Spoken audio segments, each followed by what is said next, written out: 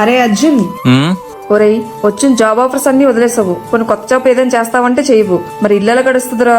నా మనసుకు నచ్చిన జాబ్ దొరకాలి కదమ్మా, ఏది పడితే అది చేయలేను కదా. అన్నిసార్లు మన నచ్చినట్టు జరగవురా, కొన్ని అడ్జస్ట్ అయి బ్రతకాలి. అలా బుద్ధి చెప్పమ్మా వాడికి. ఆహా, మరి తమ గారు ఏమనగబడుతున్నారు? ఏంటమ్మా అలా అంటావు? నువ్వు కష్టపడి వంట చేస్తుంటే తిని పెడుతున్నా, హాట్ వాటర్ వేస్ట్ కొడుతున్నా స్నానం చేస్తున్నా, నువ్వు మంచం సర్ది పెడుతుంటే నెట్ ఎంత నిద్రపోతున్నా. ఇంకేం చేయాలమ్మా, ఇంకేం చేయాలి? ఇవే తగ్గించుకుంటే మంచిది.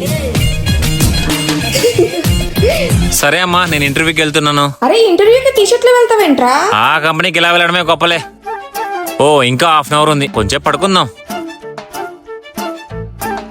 ఇదేంటి వచ్చి 3 hours అయినా ఒక్కడ పిలవలేదు, అయిపోయారు ఇల్లు. హలో, ఇక్కడ అసలు ఇంటర్వ్యూ జరుగుతుందా? జరుగుతుంది.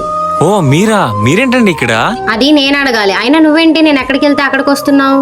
అయ్యో నేను ఇంటర్వ్యూకి వచ్చానండి. అయినా మీ గ్యాస్ ఆఫీస్ లో పని కదా, ఇక్కడేం పని? అది మా నాన్న జాబ్. మా నాన్నకి చిన్న వర్క్ ఉండడం వల్ల నేను వెళ్ళి 1 hour కూర్చున్నాను అంతే. ఓ సరే పద, ఇంటర్వ్యూకి టైం అవుతుంది. Excuse me sir. నీ ఫైల్ ఇలా ఇవ్వు. సార్ హిస్ మై ఫ్రెండ్, ఇంటర్వ్యూకి వచ్చాడు. అంటే ఈ ఇంటర్వ్యూ కూడా పోయినట్టే. ఫైల్ ఏమొద్దమ్మా, తనకి జాబ్ కన్ఫర్మ్.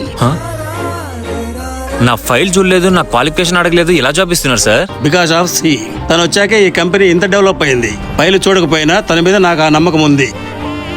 పైగా తాను రెఫర్ చేసిన పర్సన్ అంటే ఇక ఫైల్ చూడడం అవసరం లేదు. Thank you sir, thank you so much నా మీద ఇంత నమ్మకం పెట్టుకున్నందుకు. ఇట్స్ ఓకే రాదా, రేపు నువ్వు వచ్చి జాయిన్ అయిపోమ్మా.